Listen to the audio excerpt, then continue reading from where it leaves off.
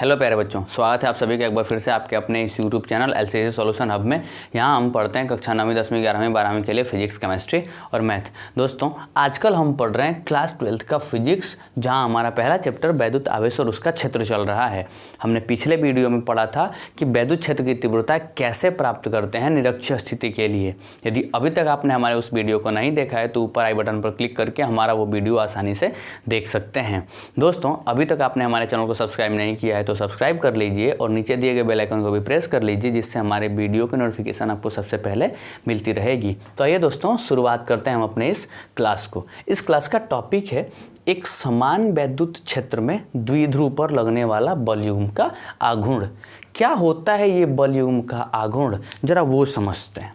हम ये कहते हैं, आपको यहाँ दिया गया एक समान वैद्युत क्षेत्र में, यदि हम कहें कि हमारे यहाँ एक समान वैद्युत क्षेत्र यदि ऐसे है, हम इस दिशा में वैद्युत क्षेत्र बना देते हैं, इस दिशा में वैद्युत क्षेत्र बना देते हैं। हम कहते हैं यहाँ हमने एक वैद्युत क्षेत्र बना रखा है, और आप जरा बताइए वैद्युत क्षेत्र को किससे रिप्रेजेंट करते हो।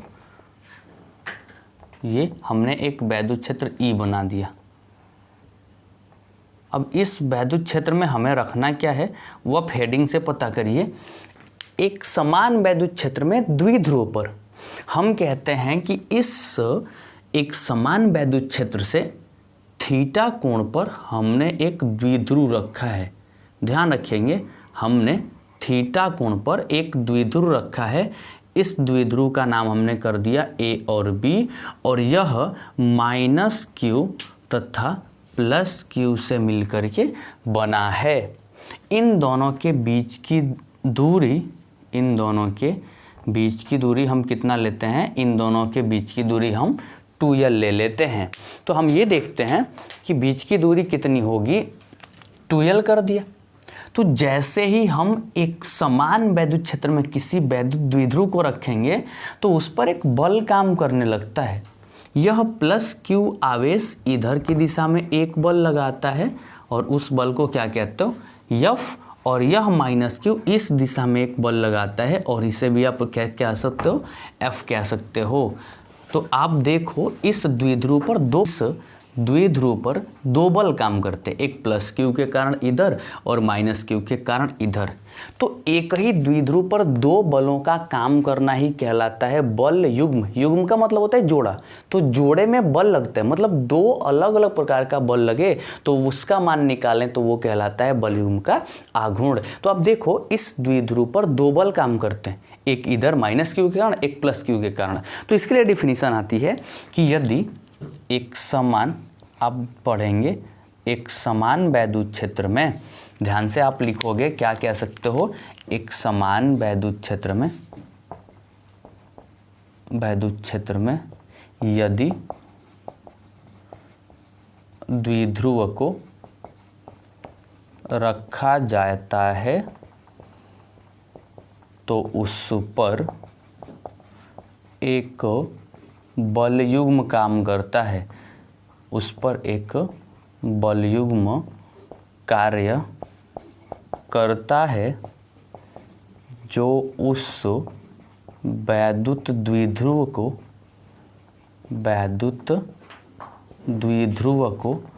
क्या लिख सकते हो आप, वैद्युत द्विध्रुव को वैद्युत क्षेत्र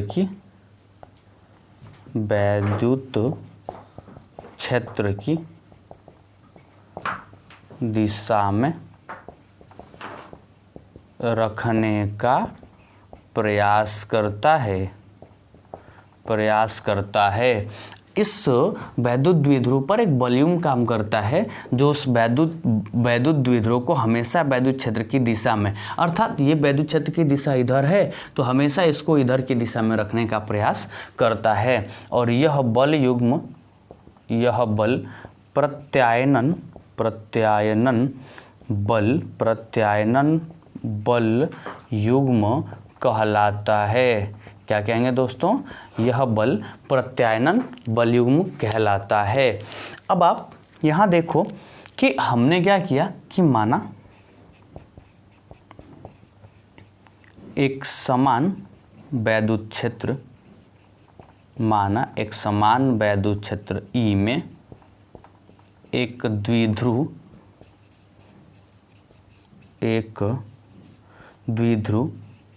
AB रखा है जो -q तथा +q से बना है। आप देखो कि हमने इस द्विध्रुव को -q तथा +q से बनाया है। इसके बीच की दूरी कितनी है दोस्तों? 2l है। +q के कारण बल F1 तथा -q के कारण, आप ऐसे भी लिख सकते हो, -q के कारण बल F2 है। आप इसको F2 भी बोल सकते हो, इसको क्या बोल सकते हो? F1 बोल सकते हो। लेकिन जितना +q चार्ज बल लगाएगा उतना ही -q भी बल लगाएगा। क्यों?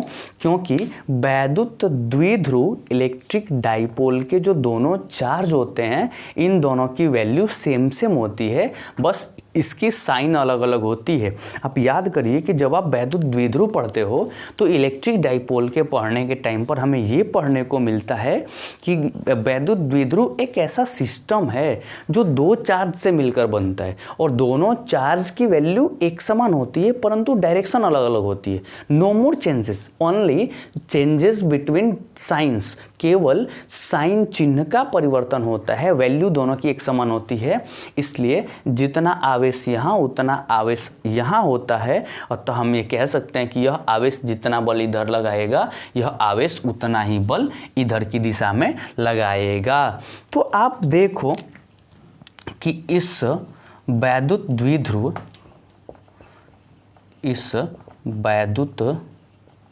द्विध्रुव AB पर लगने वाला बल युग्म का आघूर्ण जिसे टाउ से, क्या लिख सकते हो इसको? टाउ से प्रदर्शित करते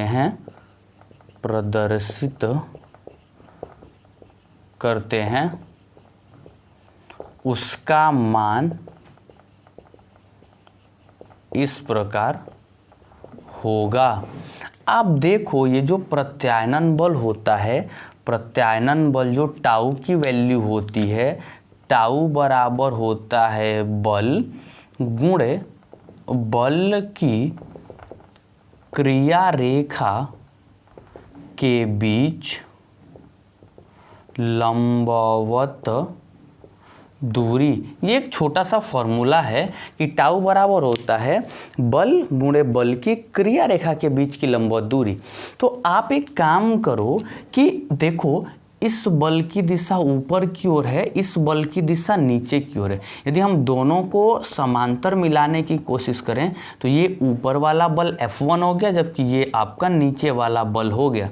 तो इन दोनों के बीच की लंबवत दूरी, तो या तो हम इन दोनों को आपस में मिला देते या आप इनको भी मिला सकते हो आपस में, ये होगा इनके बीच की लंबवत दूरी। पर हमने लंबवत कहा है तो यहाँ बनने वाला कोण कितना हो गया? यहाँ बनने वाला कोण तो 90 डिग्री हो गया। हमें तो इसके और इसके बीच की दूरी चाहिए, पर दूरी तो हमें पता ही नहीं है। तो दूरी ज्ञात करने के लिए हम क्या करने वाले हैं कि आप ज़रा देखो कि मान लेते हैं कि माना इस बिंदु का नाम हमने C दे रखा है। सपोज करिएगा कि हम इस बिंदु का नाम C रख देते हैं। तो इस द्विध्रुव को इस क्षेत्र से थीटा कोण पर बनाया गया है, तो यहाँ बनने वाला कोण कितना होगा? आपका थीटा होगा। अब आप लंबवत दूरी के बारे में ज़रा देखो। यहाँ आप यदि लिखो कि लंबवत, या फिर आप ऐसे लिखिए समकोण त्रिभुज,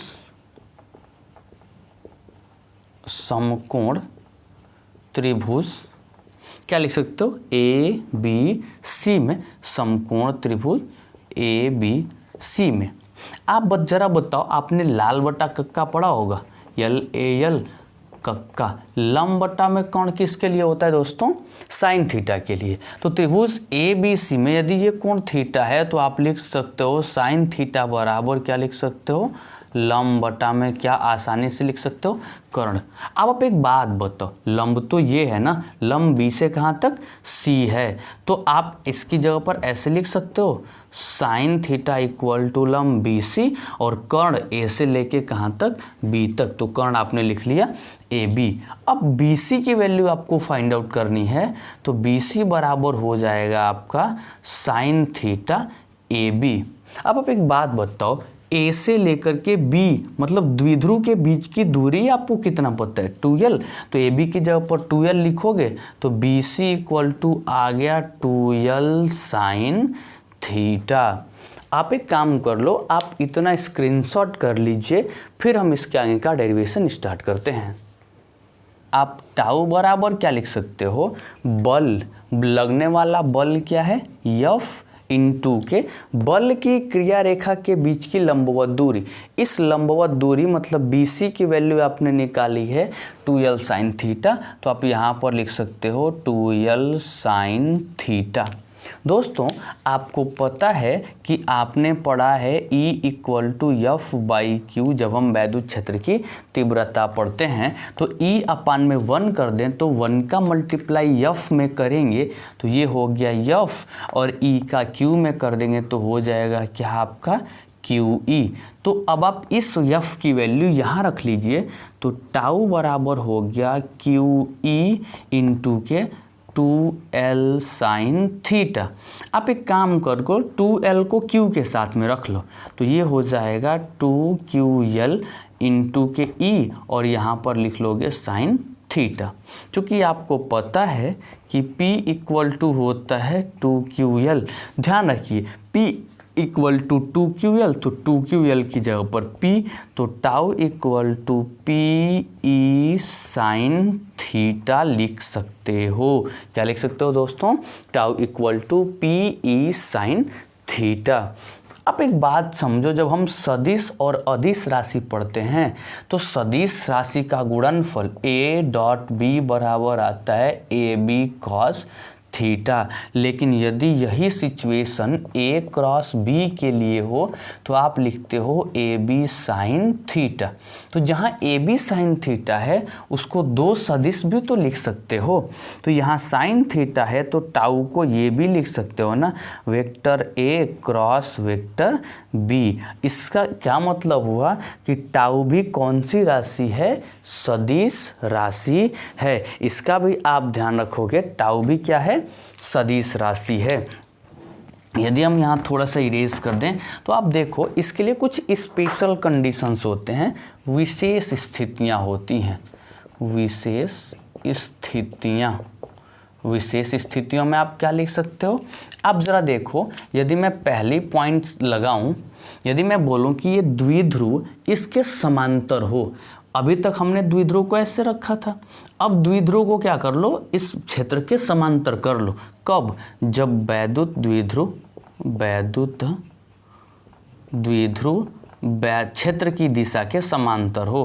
क्या लिख सकते हो, क्षेत्र की दिशा के समांतर हो। आप एक बात बताओ, ये वैद्युत क्षेत्र की दिशा है, मान लीजिए ब्लू वाला, ठीक है, और आप बताओ ये अभी तक वैद्युत द्विध्रुव ऐसे है, यदि इसको भी इसके समांतर कर लिया जाए, दोनों ऐसे हो जाए, तो ये दोनों तो एक ही दिशा में जा रहे हैं, अर्थात बनने वाला कोण कितना हो गया, 0।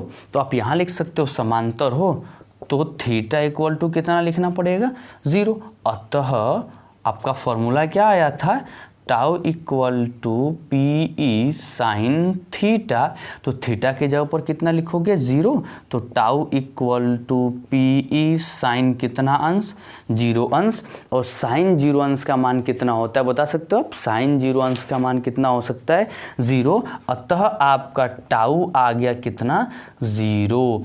इसका मतलब ये हुआ कि यदि इस वैद्युत द्विध्रुव को इसके समांतर रखा जाए तो इस पर काम करने वाला वैद्युत द्विध्रुव बल का गुण कितना होगा, 0 होगा। और दूसरी शर्त यदि हम लगाएं, एक बार हमने समांतर किया, एक बार लंबवत कर लो। क्या, यदि वैद्युत द्विध्रुव क्या हो, लंबवत हो। क्या लिख सकते हो, वैद्युत द्विध्रुव लंबवत हो। तो लंबवत ये इस दिशा में है, अब सपोज करो ये इस दिशा में है और हम इसको लंबवत कर दें, बनने वाला कोण कितना हुआ 90 डिग्री। अतः आप लिख सकते हो थीटा बराबर कितना डिग्री 90 डिग्री।